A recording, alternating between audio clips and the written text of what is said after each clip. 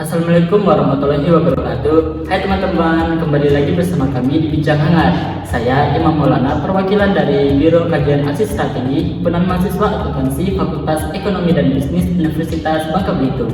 Oke teman-teman, di Bincang Hangat kali ini kita akan membahas masalah-masalah yang dihadapi oleh mahasiswa-mahasiswi akuntansi Fakultas Ekonomi dan Bisnis. Nah, masalah-masalah ini kami bentuk dalam asmasi. Nah, asmasi ini aspirasi mahasiswa akuntansi. Nah, masalah-masalah ini kami buat dalam Google Form yang kami sebari ke mahasiswa-mahasiswi akuntansi. Nah, dari masalah-masalah ini kami suruh mereka untuk membuat suatu pertanyaan. Nah, pertanyaan itu bila sudah terkumpul, kami rangkum pertanyaan tersebut. Kalau sudah terkumpul, kami serahkan ke jurusan dan akan dijawab oleh Bapak Dr. Hengki Veru Purbolangseto, SEMA BKP, selaku koordinator jurusan akuntansi.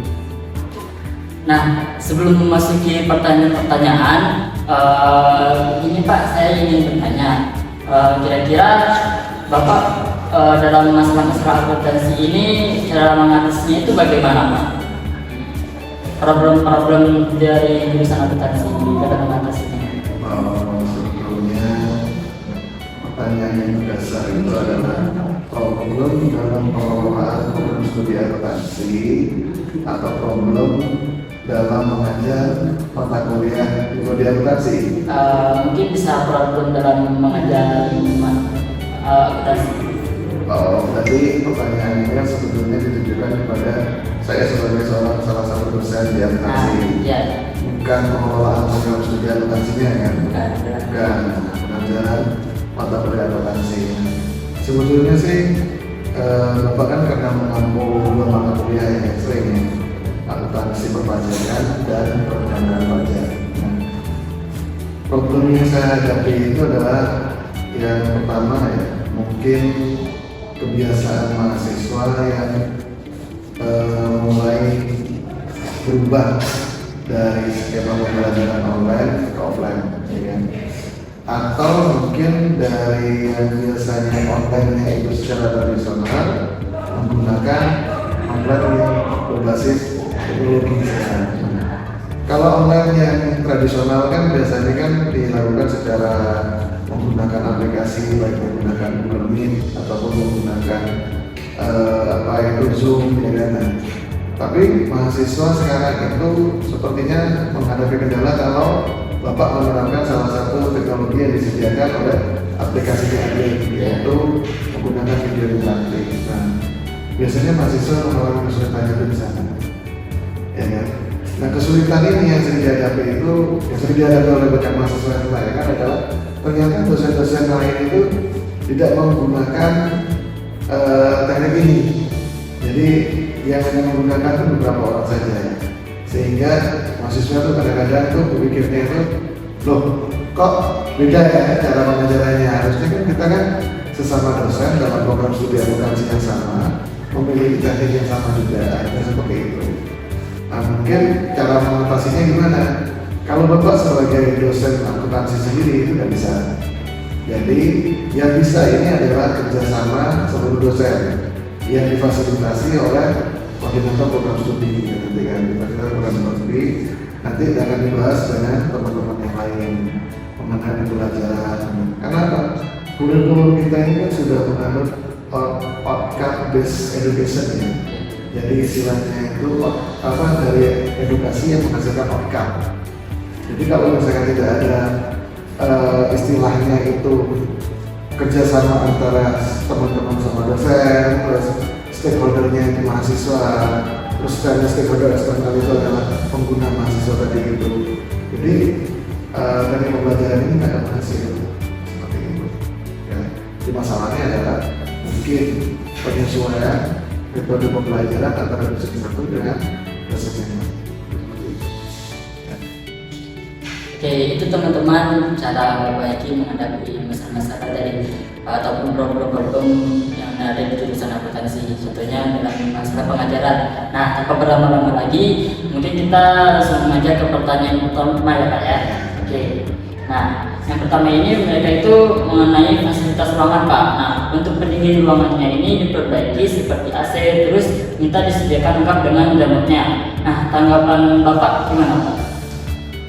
Sebetulnya salah satu bentuk dari standar pelayanan masyarakat. Kita kan ini kan berada di bidang dunia layanan pendidikan ya. Jadi artinya sarana dan prasarananya itu harus memadai. Kalau mungkin kayak AC terus begini, semua ruangan mungkin ada di mahasiswa sudah pasti tahu ada ya. Cuman yang jadi masalah fungsi atau tidak AC-nya gitu. Terus AC-nya ini memang cocok untuk kapasitas ruangan ukuran segini atau tidak gitu. Kami dari pihak program studi maupun dari pihak fakultas itu sudah pernah mengajukan sekretariat keluar dari mahasiswa, kita langsung ajukan untuk melakukan perbaikan ataupun untuk meminta diganti atau apa ya. Dan itu semua keputusannya adalah dari pihak restoran. Tidak pihak restoran pun sendiri karena memaklumi yang mengajukan untuk perbaikan AC ini bukan hanya Fakultas Ekonomi dan Bisnis saja, bukan hanya program studi akuntansi saja, tapi seluruh fakultas ya. Sedangkan kita masih dalam transisi yaitu badan layanan umum. Artinya salah satu terobosan dari Pak Rektor itu adalah membentuk UBB menjadi satuan kerja badan layanan umum, sehingga pengelolaan keuangannya lebih fleksibel. Seandainya ada masalah-masalah seperti ini, itu bisa langsung dipertimbangkan. Karena masih masa transisi, mungkin kita tunggu 6 bulan ke depan lagi nanti perbedaannya seperti apa. Oke, teman-teman, jawaban dari Bapak Edi terhadap pertanyaan pertama.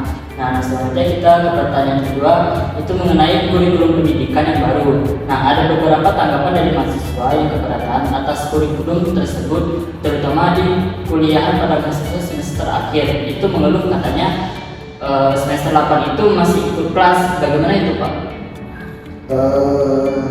Yang Bapak paham dulu ya masalah kurikulumnya. Jadi ada kurikulum yang sampai dengan 2020-2024 dan ada kurikulum terbarunya 2024 sampai dengan 2028. Mengenai pengesahan kurikulum di pada saat tahun angkatan yang berbeda, itu kewenangannya semuanya ada di fakultas.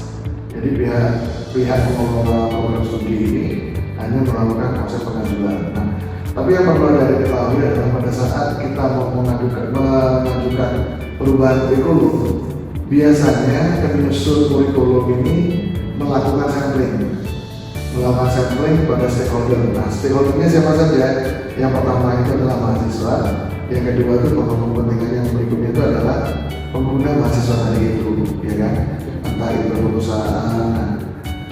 Kelemahannya yang saya sampaikan di sini ya, pada saat kita melakukan sampling kepada mahasiswa ditanyakan itu tidak mengerti, ya tidak mengerti tentang masalah kurikulum, sehingga kami sendiri pun selaku sebagai pengelola kurikulum itu kebingungan tuh sebetulnya diinginkan mahasiswa itu apa sih sebetulnya, ya kan? Nah terus apakah memang benar pengambilan sampling kami ini sudah tepat, gitu kan?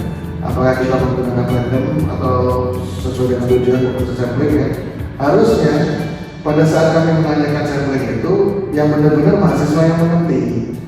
Jadi pada saat kami menanyakan pertanyaan kuesioner apa yang kami berikan untuk penyusunan kurikulum ini harusnya tepat sasaran.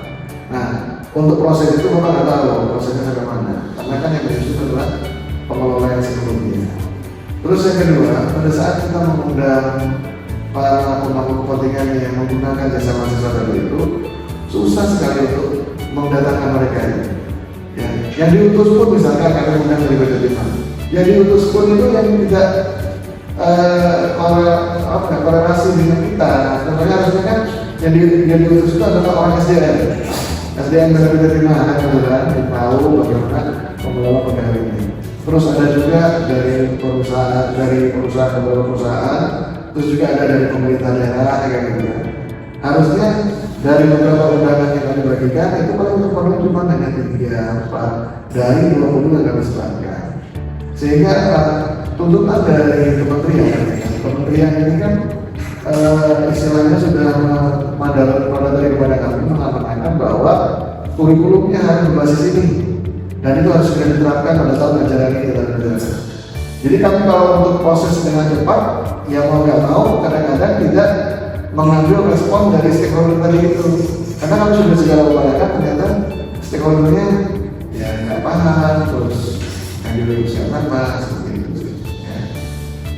Oke, teman-teman, jawaban dari Bapak Eki. Nah, langsung ke pertanyaan ketiga aja Pak ya.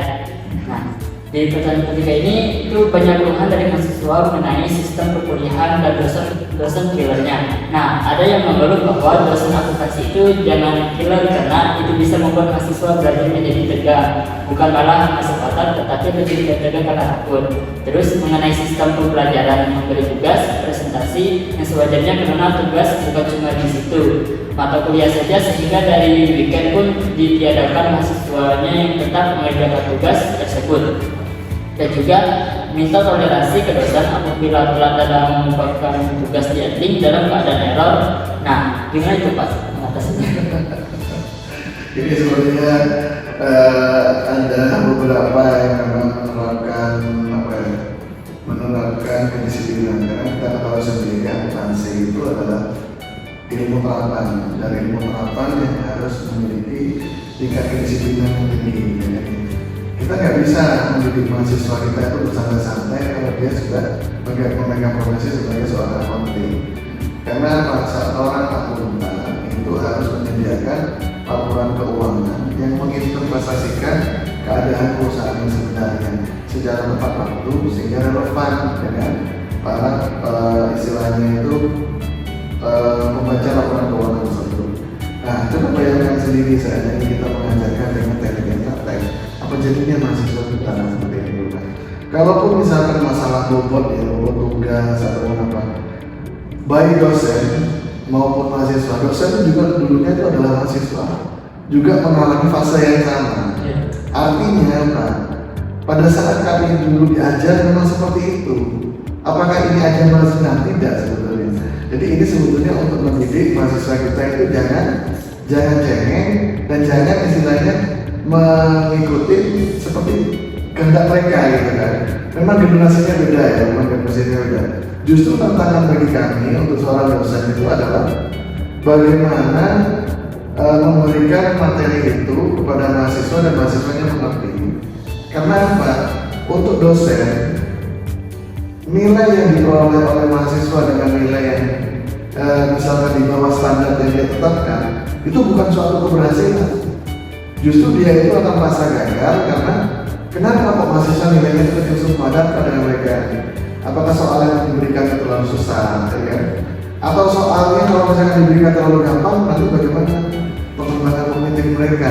Otak mereka gimana? Kalau misalkan contoh soal dengan soal ujiannya sama kan nggak mungkin, gitu kan? Harus ada pengembangan. Nah, di sini sebetulnya itu yang harusnya dilihat kesiapan mahasiswa itu. Mungkin solusi yang terbaik adalah seperti ini. Kalau misalkan mahasiswa tersebut tidak memiliki komparasi, perbandingan ya, bagaimana teknik pengajaran yang di UPB dengan teknik pengajaran misalkan di USI, teknik pengajaran di mana gitu kan. Kalau seandainya ada mahasiswa yang pernah melakukan pertukaran pelajar, harusnya dari situ mereka belajarnya. Bagaimana dengan dosen akuntansi di sana? Apakah pengajaran sama atau enggak? Nah, beda ya. Justru kalau saya bapak sebutkan di Jawa ya Pak ya, lebih super ketat lagi kalau untuk anak akuntansi ya, dan tugasnya pun itu berbahasa Inggris, bukan lagi berbahasa Indonesia tugasnya. Nah, bapak misalkan sebagai salah satu pengajar mau menerapkan seperti itu kan nggak mungkin juga, karena bapak mengukur mahasiswa bapak. Ternyata ukuran bapak mungkin tidak sesuai ekspektasi. Ya, tidak sesuai ekspektasinya. Oleh karena itulah sebetulnya bukannya dosen itu hilang, tapi dosen itu berupaya apa yang ingin disampaikan tadi itu bisa menjadi pemahaman dari mahasiswanya. Nah, kalau misalnya bayangkan aja kumpulan tugas juga, ya kan, itu udah dikasih deadline, terus dikasih fleksibel mungkin. Di mahasiswa di dalam kelas itu kan terdiri dari beberapa karakter ya. Nah, kami berpikirnya sebagai seorang dosen itu karakternya harus sama.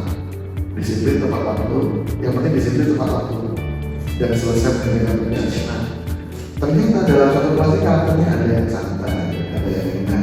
Kamu mau bentuk itu sebetulnya, ya, gitu. Oke, itu teman-teman jawaban dari Bapak Eki terhadap masalah tadi. Nah, langsung aja ke pertanyaan selanjutnya.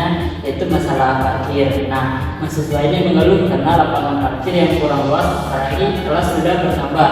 Itu membuat parkiran menjadi penuh karena banyak mahasiswa menggunakan kendaraan pribadi dan terdapat jalan parkiran yang bolong sehingga menjadi penghambat pembelajaran di kampus. Nah, bagaimana nih Pak tanggapannya? Ini kembali lagi berhubungan dengan sarana dan prasarana. Kalau misalkan kita mau menambah mahasiswa, berarti harus menambah ruangan. Terus kalau menambah ruangan berarti juga ada menyiapkan lahan parkir yang ideal. Sebetulnya kalau mau masalah lahan parkir, coba kita belajar ke beberapa universitas yang lain. Salah satu contohnya Pak Biar adalah Universitas Erlangga. Di Universitas Erlangga kita ketahui sendiri dia berada di tengah kota. Tidak mungkin dia memperluas lagi kampusnya, ya kan? Dengan juga menggunakan mahasiswa sangat tinggi, ya kan? Nah, bagaimana mengatasi parkirnya di situ? Di situ ternyata ada di parkiran itu spanduk untuk mahasiswa angkatan 1 dan 2 dilarang menggunakan mobil. Ya. Terus untuk mahasiswa ini dilarang menggunakan istilahnya kendaraan istilahnya itu yang parkirnya itu sembarangan, kayak gitu kan. Sebetulnya strategi kayak itu adalah strategi sementara kami atau Erlangga untuk membentuk lahan parkir. Nah, ini yang dilakukan oleh UDB saat ini. Jadi yang dilakukan oleh UDB saat ini itu adalah menambah ruangan kelasnya dulu. Nanti kebutuhan kelasnya nanti, karena anggaran itu kan anggaran yang dikelola oleh UDB ini kan tidak langsung dalam besar kayak gitu ya, enggak ya. Jadi yang paling utamakan diprioritaskan itu adalah ruang kelas terlebih dahulu. Kalau ruang kelas sudah ada tersediaan, maka kami akan memikirkan ruang parkir. Ruang parkirnya pun kita juga harus berpikir.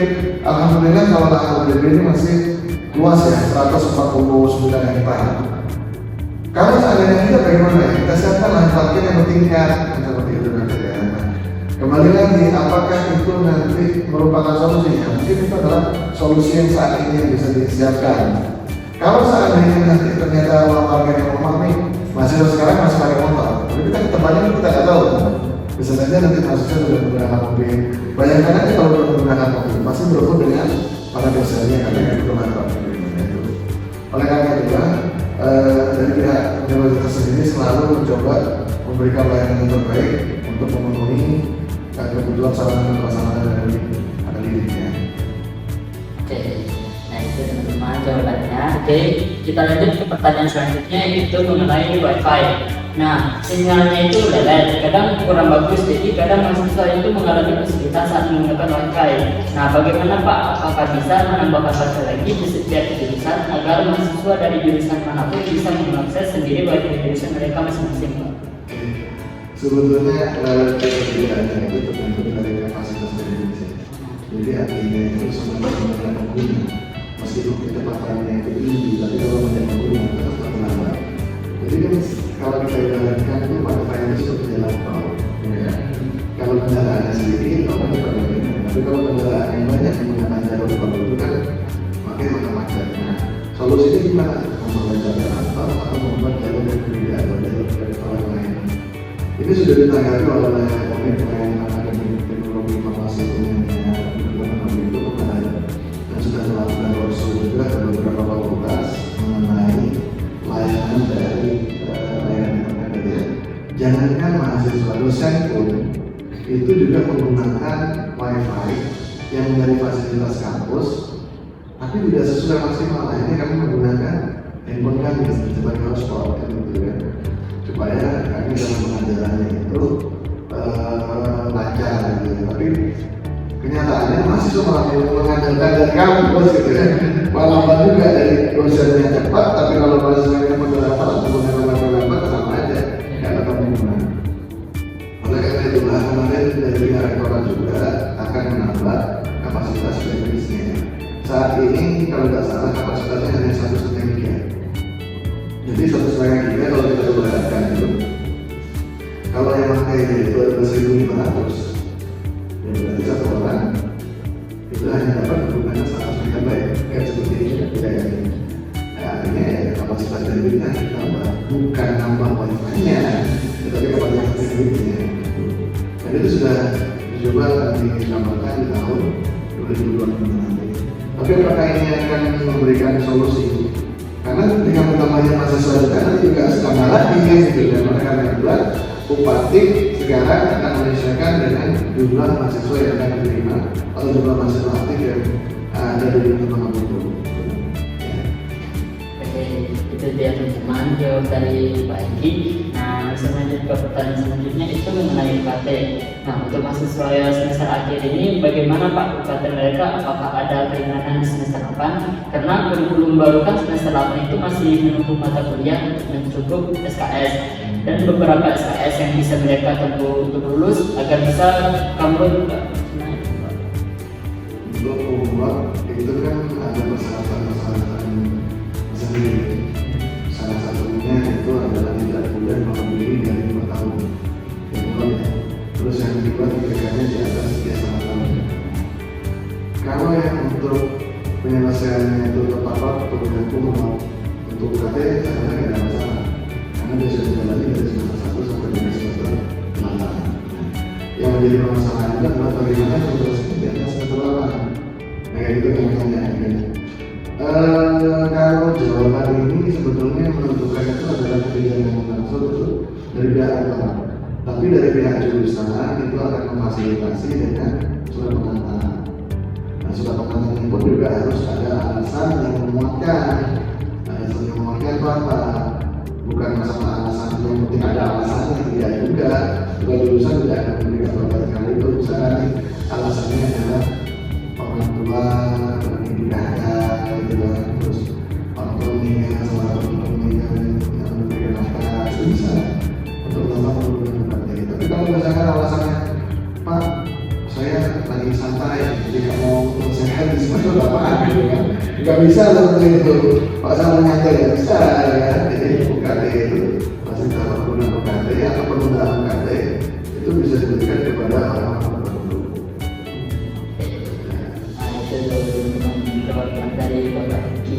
Nah, lanjut saja langsung ke pertanyaan selanjutnya, yaitu sistem perkuliahan yang dilakukan secara online. Nah, itu dirasa kurang efektif Pak, karena tidak memberikan pengalaman belajar yang maksimal. Terdapat mahasiswa yang mengeluh bahwa mereka lebih pro ke perkuliahan offline dibanding online. Nah, gimana tuh solusinya Pak? Ya, memang dari awalnya sih Bapak sendiri juga setuju dengan perkuliahan secara online. Lalu kembali lagi, apakah ruangannya mencukupi? Ya kan? Kalaupun ruangannya mencukupi, bagaimana pendinginnya? Kan nggak mungkin juga kita itu belajar dalam sauna kan nggak mungkin, ya kan? Kalau memang ada ruangan, ternyata ruangan yang panas nggak bisa digunakan juga. Oleh karena itulah, alhamdulillah pimpinan kita ya Pak Tito kemarin sudah mengeluarkan kebijakan bahwa skenario yang hybrid, yang 50% offline, 50% online itu hanya berlaku untuk tahun ini. Untuk tahun berikutnya itu diwacanakan bahwa 70%-nya itu harus offline, 30%-nya itu online. Karena apa? 30% ini bisa saja nanti karena ada tugas tambahan dirasakan oleh dosen itu yang harus meninggalkan jam kerjanya, gitu kan. Dan itu harus tetap belajar. Karena profesi dosen ini beda dengan tenaga pendidikan yang staff kayak gitu. Kalau misalkan staff pada saat ada merah atau hari itu, ya kan, misalnya hari Senin pas pada merah atau hari Selasa pada merah, kalau staff itu hari libur gitu kan. Tapi kalau dosen itu tidak. Artinya pada saat tanggal merah dia harus memikirkan kuliah penggantinya. Nah, bayangkan saja di hari Senin itu ada berapa dosen yang harus melamar kuliah pengganti. Ya, otomatis ya pasti benturan menggunakan ruangannya gitu kan. Ini harus dipikirkan secara sama-sama. Untuk mengatasi itu ya salah satu terobosannya adalah dengan online tadi. Ya, jadi kita melihatnya itu ya, jangan hanya dari segi mahasiswa, tapi juga dari sisi kita sebagai dosen juga kita tuh berpikir misalnya ini belum ya, jangan supaya aku nggak memotong hari kerjaku gitu kan, atau misalnya tidak menggantikan hari liburnya juga, karena liburnya dosennya juga manusia kan. Dia juga nggak mau tuh hari Sabtu sama hari liburnya juga terganggu. Tapi kalau misalnya memang dosen yang terbiasa menggunakan hari Sabtu dan Minggu, itu nanti bisa disampaikan ke Bapak selalu koordinator prodi, dan insya Allah Bapak akan memberikan masukan pada dosen yang bersangkutan. Karena hari Sabtu dan Minggu itu adalah waktu istirahat, ya kan? Kalau Bapak sih paling ada pernah menggunakan Sabtu Minggu, tapi itu pun kondisinya satu semester tapi satu kali, tidak tiap kali kan gitu ya. Ya Dan kita juga harus menghitung juga masih beban kerja dosen ya, karena dosen itu kan bukan hanya melakukan pengajaran saja, tapi juga melakukan pengabdian, juga melakukan penelitian, gitu kan. Dan itu di saat jam kerja dan harus diatur dalam waktunya. Nah, alhamdulillah dengan adanya informatika yang baru ini kita diberikan keleluasaan, disuruh memilih mau pengajaran saja atau mau penelitian saja atau mau pengajian saja, tapi itu baru terlaksana per 1 Januari 2025. Kalau tidak diubah lagi peraturan pemerintahnya, ya kan? Jadi kita nggak tahu. Jadi di masa sekarang pelaksanaan itu kita seperti itu harus melaksanakan di dalam. Nah, teman-teman jawaban dari perbaiki. Nah, langsung saja kita lanjut ke pertanyaan selanjutnya, itu fasilitas yang kurang memadai seperti kurangnya penulisan di kelas, tembok yang retak, platform yang tidak jatuh, dan lalu itu gimana ya Pak? Soalnya mahasiswa itu kadang terganggu, apalagi platformnya Pak. Nah, kapan sekiranya jurusan mau memperbaikinya itu Pak? Sebetulnya kalau ada pengaduan dari mahasiswa kepada jurusan itu di sini harus direspon. Nah, Bapak sendiri selama menduduki sebagai koordinator program studi belum pernah mendapatkan keluhan dari mahasiswa tentang keluhan Bapak memberikan aduan, Pak, mohon Pak kalau di kelas ini tolong digantikan, gitu kan? Kalau misalkan merespon dari koordinator dia harus ngecek satu persatu, ya mohon maaf Bapak bukan saya, ya kan? Bukan dari itu nggak tahu mana bukan saya ini nggak tahu. Harus ada laporan belum lagi tugas Bapak kan juga ada, bukan gitu kan? Bapak juga nggak akan ngawasin nih tiap hari harus keliling ruangan siapa yang ngajar, siapa yang nggak mungkin begitu. Jadi harus ada laporan. Nah, oleh karena itu Bapak sangat terbuka sekali dengan adanya laporan dari mahasiswa dan ini akan segera ditindaklanjuti. Bapak biasanya kan kalau misalnya dapat pengaduan itu, Bapak selalu akan cek tidak lanjutnya seperti apa. Apa bisa begitu saja Bapak? Nah, itu teman-teman tanggapan dari Bapak. Nah, berikutnya itu pertanyaan selanjutnya, ada salah satu mahasiswa yang berkesan terkait UKT yang dia dapatkan. Nah, dia ini merasa bahwa UKT yang diberikan itu besar dan terus sekarang dia keberatan atas UKT tersebut karena salah satu orang tuanya tidak bekerja lagi. Nah, dia itu sudah melakukan pengajuan penurunan UKT, namun sampai sekarang tidak ada pemanggilan, sedangkan temannya melakukan pengajuan cepat direspon. Nah, dan di ACC.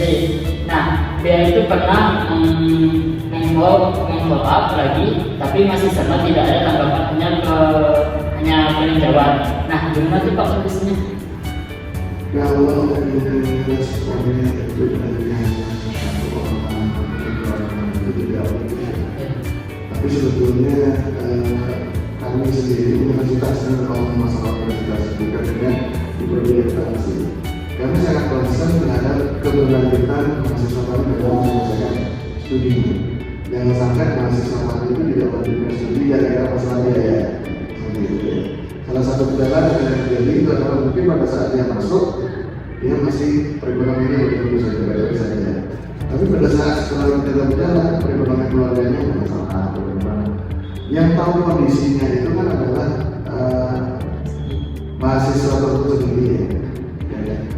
Dari pihak universitas juga itu ada konsultasi juga atas kehadiran. Kenapa? Pernah ditemukan mahasiswa yang melakukan pengajuan itu ternyata orang tuanya masih mampu, ya, orang tuanya mampu. Terus ada juga yang mengajuan ternyata tidak diberikan data yang fakta yang real. Nah, oleh karena itulah biasanya dari pihak universitas itu benar-benar selektif dalam melaksanakan pembunuhan UKT. Cuman intinya pihak universitas itu komitmennya adalah jangan sampai ada mahasiswa kami yang tidak melanjutkan kuliah gara-gara biaya. Nah, oleh karena itu harus melakukan pendekatan ke siapa? Ke dosen pembimbing akademik. Kan ada pembimbing akademiknya. Jadi pertanyaan, apakah selama ini ada komunikasi dengan dosen pembimbing akademiknya? Selain dengan dosen pembimbing akademik, ada pembimbing program studi. Nah, dari lalu bisa juga berkoordinasi itu kami kira yang ini kan seperti itu. Ya, solusinya itu mungkin. Oke, siap. Nah, itu teman-teman tanggapan ataupun solusi dari Bapak. Nah, kita udah berada di pertanyaan terakhir ini. Nah, pertanyaan terakhir ini mengenai kepastian yang katanya itu lulus itu tidak berpatokan kepada skripsi. Nah, tetapi hingga saat ini masih banyak mahasiswa yang mengerjakan skripsi sebagai syarat kelulusan, sedangkan di kurikulum baru itu syarat lulus bukanlah skripsi. Nah, mohon penjelasannya Pak, karena banyak mahasiswa yang kebingungan dengan sistem tersebut.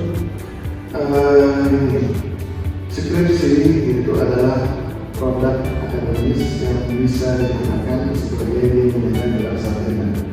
Ya. Ada peraturan menteri pendidikan yang memberikan fasilitas bahwa bukan hanya skripsi saja, bisa berupa prototipe, bisa berupa program penelitian atau program lain yang bisa disetarakan dengan skripsi. Yang tidak perlu lagi diajukan skripsi, tapi dengan program itu ya sudah bisa dinyatakan lulus. Itu peraturan menteri. Tapi dalam peraturan menteri itu sendiri memberikan amanah itu peraturan itu bisa ditindaklanjuti oleh perguruan tinggi masing-masing. Nah, permasalahannya apakah UPB sudah ada peraturan rektor yang mengatur itu? Karena untuk bisa menerapkan itu kan harus ada produk hukumnya ya, dasar hukum yang mengikat itu peraturan rektornya sudah ada. Peraturan rektor itu kalau mau bisa, kenapa lagi hubungan dengan akademik, harus melalui senat akademik, senat universitas. Saat ini kan masih masa transisi itu, tapi memang rektor kami sudah memiliki wacana, memang benar, bukan skripsi lagi sekarang, tapi nanti bisa menggunakan prototipe atau bisa menggunakan program yang menjadi dari atau project gitu kan, itu sudah disiapkan. Nah, untuk pemasangannya harus melalui pertimbangan senat universitas. Saat ini senat universitas belum terbentuk, jadi karena masih masa transisi perubahan atau adanya perubahan statuta UPB ya. Nah, kita tunggu aja dari setelah senat terbentuk, nanti yang jelas agenda untuk dirapatkan itu adalah pengesahan kurikulum yang baru, yaitu salah satunya mengkonversi skripsi menjadi produk yang lain supaya diakui sebagai untuk pemberian sarjana. Kita tunggu aja ya, insya Allah siapa tahu tahun depan ya kan. Tapi kira-kira masih sangat enggak? Karena dari beberapa saya lihat di penelitian kayak ITS ataupun UGM ataupun UNS, dari 1.000 mahasiswa paling tidak menggunakan skripsi hanya 10 orang, ya kan?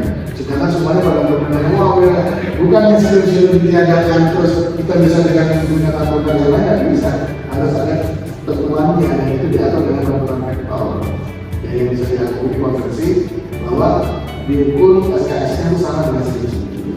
Nanti kita lihat dulu nanti konsep itu peraturan yang akan diberikan teknisnya seperti apa.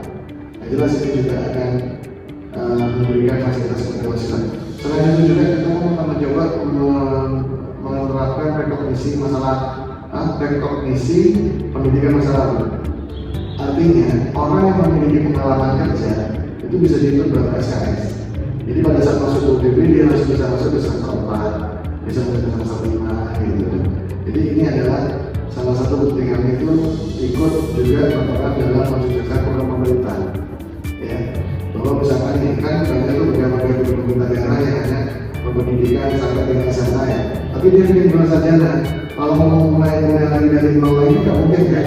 Oleh karena itulah pengalaman dia kerjanya itu bisa dikonversikan menjadi SKS.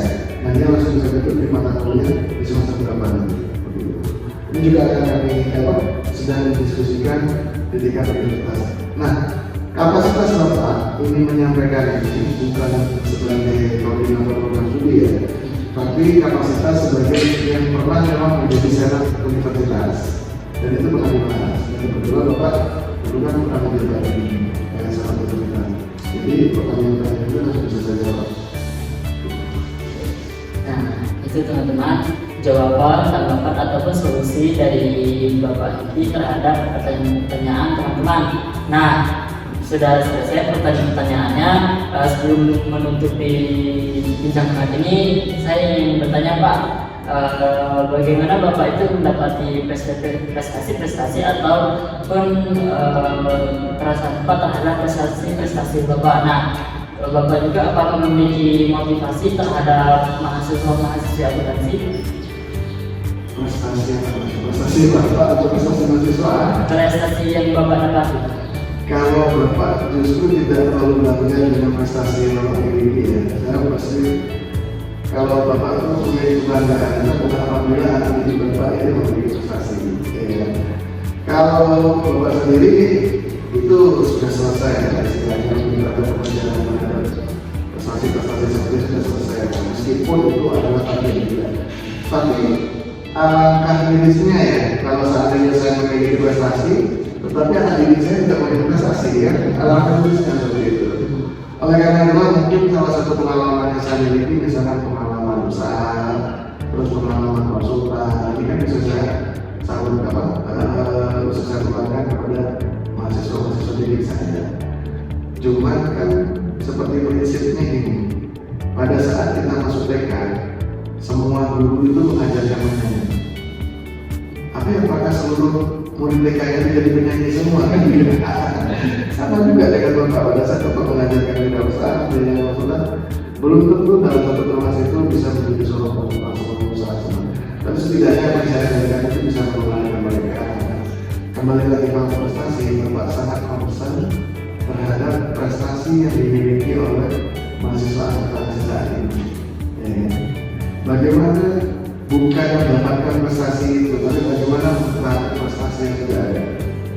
Jadi kayak kemarin pernah Bapak lihat anak UGD ya, waktu itu angkatan 2015 ya, bahwa pernah menorehkan prestasi secara nasional. Tapi kan kalau nggak dilanjutkan dengan mahasiswa berikutnya gitu, karena Bapak tidak menemukan bidang Bapak di situ kelompok itu, jadi Bapak hanya bisa berdoa saja. Semoga tidak ada perusahaan. Jadi pertanyaannya ini sebenarnya kalau saya nggak terlalu membanggakan prestasi Bapak. Jadi Bapak berbangga kalau ada dari mahasiswa akuntansi yang memiliki prestasi. Motivasi terhadap mahasiswanya. Motivasi pada mahasiswa itu yang jelas pertama ya, dosen bilang sarana yang kurang memenuhi, ya kan, dan kepastiannya nggak ada. Terus tugas yang ada itu jangan mematahkan semangat kita untuk terus mau belajar. Ya. Kita namanya hidup itu pasti akan bertemu dengan kerikil, pasti akan bertemu dengan batu, pasti juga bertemu dengan sungai, bertemu dengan jurang. Permasalahannya adalah apakah kita tetap berjalan atau kita berhenti karena hal itu. Ya kan? Karena ingat, kita saat kuliah kita punya tujuan. Kita fokuskan sama tujuan itu saja. Jangan fokus sama hambatan, tapi fokus sama tujuan. Untuk hambatan yang bagaimana solusi menghadapi hambatan. Itu teman-teman motivasi dari Bapak ini, dan ya ini sudah selesai bidang hangatnya. Dan saya tutup. Sebelum saya tutup, saya mengucapkan terima kasih kepada Bapak sudah mau menyampaikan dirinya terhadap bincang hangat kita. Nah, cukup sekian bincang hangat kali ini. Mungkin kita bisa bertemu di next time. Oke, saya tutupi. Assalamualaikum warahmatullahi wabarakatuh.